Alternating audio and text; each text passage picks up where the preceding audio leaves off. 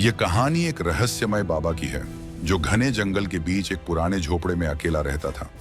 उसका नाम था बाबा वसुंधर, लेकिन कोई भी नहीं जानता था कि वह वास्तव में कौन था या कहां से आया था। गांव के लोग उसे डरते थे और उसके बारे में कई अफवाहें फैली हुई थीं। कहा जाता था कि वह बाबा जंगल में कुछ छुपा कर रखे हुए हैं और जो भी उस रहस्य को जानने की कोशिश करता वह कभी लौटता नहीं। एक दिन अजय नाम का एक साहसी युवक जो हमेशा रोमांच की खोज में रहता था ने फैसला किया कि वह उस बाबा के रहस्य को उजागर करेगा। अजय ने अपने साथ टॉर्च, कैमरा और एक नोटबुक ली और जंगल की ओर चल पड़ा। जंगल की गहराइयों में अजय ने महसूस किया कि सब कुछ अजीब सा था। पेड़ जैसे उसके कदमों की आवाज सुन रहे थे और हर हल्की हवा में फुसफुसाहट सुनाई देती थी।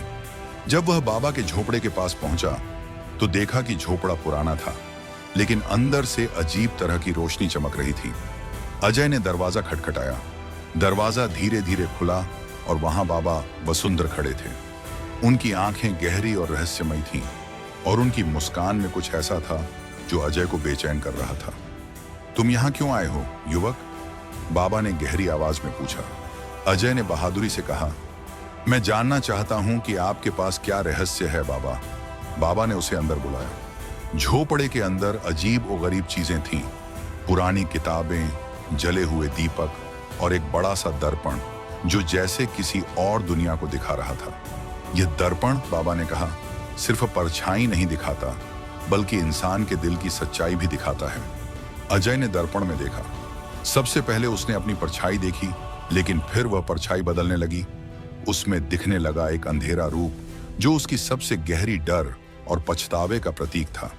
बाबा ने गंभीरता से कहा, अजय, हर इंसान के अंदर एक अंधेरा पक्ष होता है जो तब सामने आता है जब वह अपने डर का सामना नहीं करता। अजय हक्का बक्का रह गया। उसने महसूस किया कि असली रहस्य बाबा के पास नहीं बल्कि उसके अपने दिल में था। बाबा ने फिर एक किताब अजय को दी और कहा, यह किताब तुम्हारी मदद करेगी, लेकिन याद रखना, सच्चा साहस अपने डर का सामना करने में है। अजय जंगल से लौट आया, लेकिन इस बार वह सिर्फ एक साहसी युवक नहीं था बल्कि एक सच्चा इंसान बन चुका था जो अपने डर का सामना कर सकता था। जंगल का बाबा। कभी कभी सबसे बड़ा रहस्य वो नहीं होता जो छुपा है, बल्कि वो होता है जो हमारे दिल के अंदर छुपा होता है।